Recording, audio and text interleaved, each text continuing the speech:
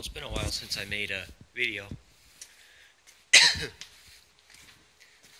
so I thought I might make a quick one just on how expensive it can be to get an old car like this running.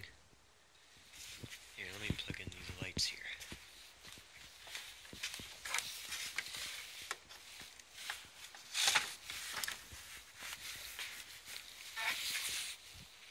Maybe it's too cold.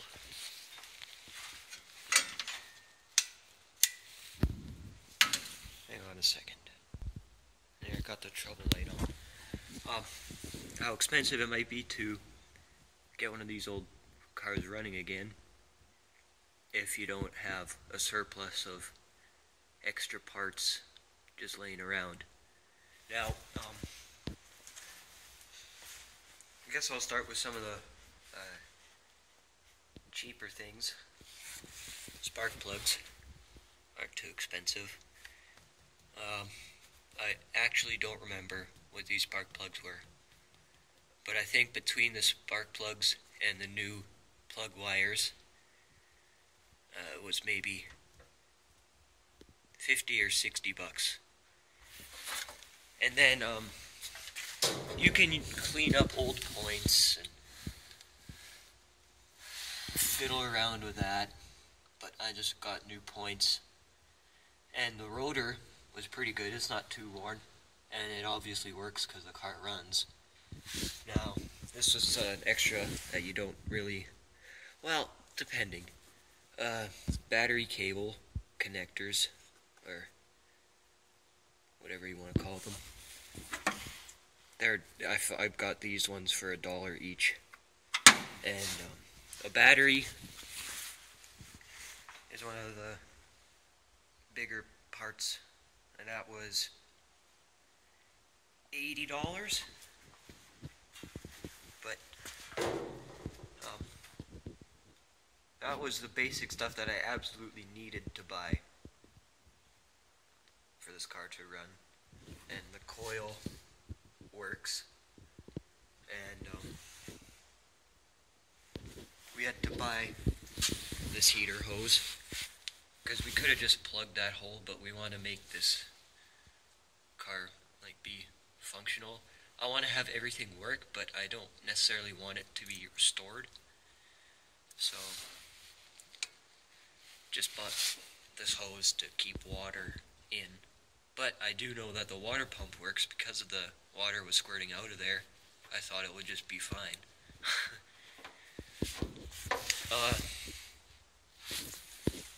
Kind of dark on this side. I did buy new exhaust.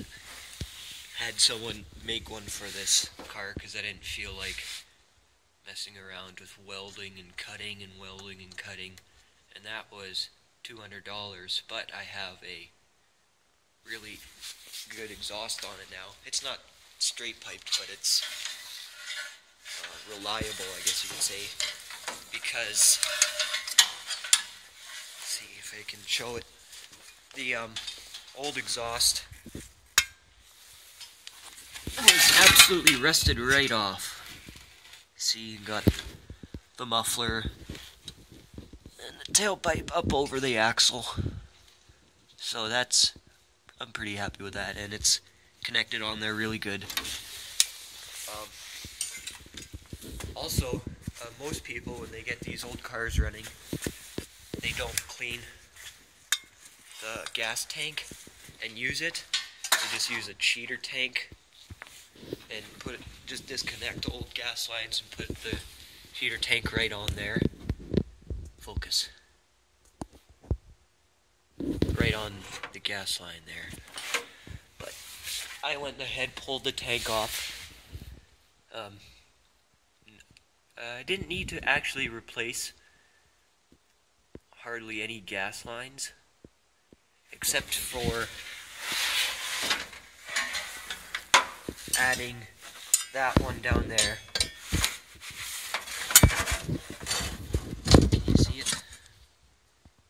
That, you could, yeah, it goes to the fuel pump. That's the fuel pump. And that filter there to catch any crap that was in the tank that we missed when we took it off and cleaned it.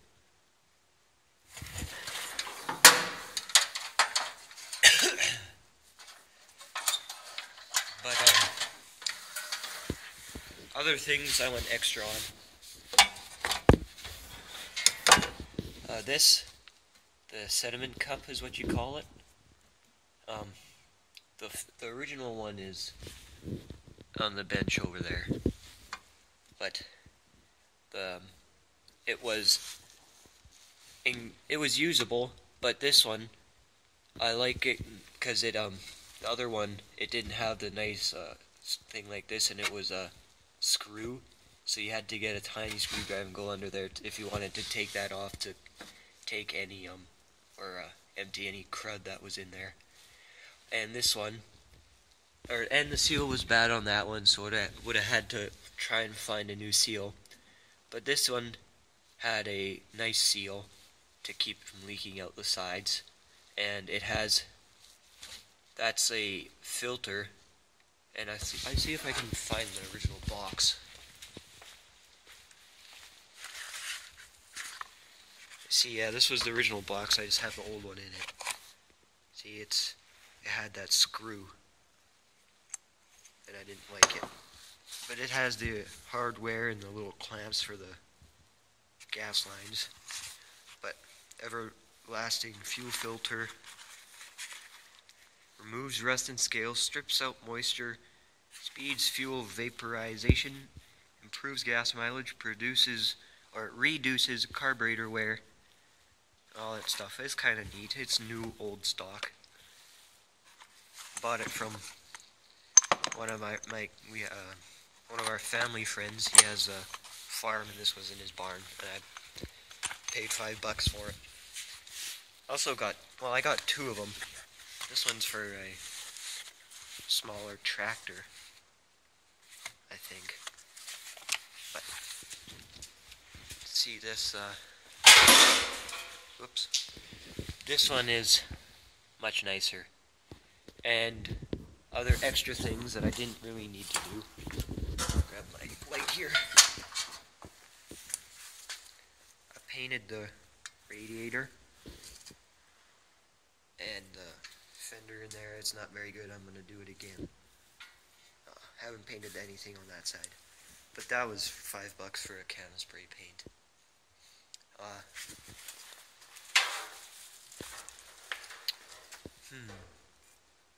Oh, and I clear coated this whole side of the car now, and I think it looked good. And I'm probably just gonna end up leaving it until I paint it or not, or decide if I'm gonna paint it or not. Got my cord caught here, but I'll show you the interior. Here's the replacement seat we found from an old van.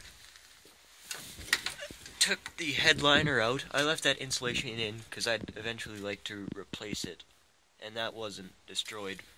But up here, it was completely destroyed by the mice. Every time you shut the door, poop would fall down on here, and we patched the floor. My light's flickering here, but I'm gonna try and figure out how to, hang on a second, I had to tighten the bulb, but I want to see if I can replace this gross yellow fabric that was once white. And I was looking on eBay, and it's actually a surprising amount of parts I can find. I found a whole new dash pad, which once I can afford it I might buy. It's not really a pad, it's kind of a thin sheet metal, or I might just repaint this one.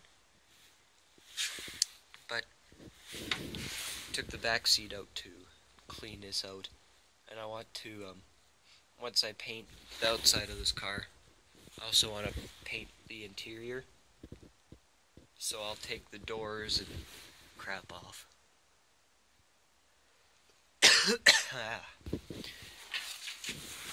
And tires, I got lucky on these tires. They're not brand new, but they're used. They're not too bad. And for a car, like just for now for the car, so I can drive it around the farm once I get the brake work done, which probably won't get done until spring, those tires will be just dandy. Because there's a lot of work that I need to do yet if I want to get this plate, or this car plated. So I'm probably not going to get it plated at all because it has to pass a safety inspection, which is frustrating. But I'll keep working away on it and I'll have a nice cruiser eventually one year.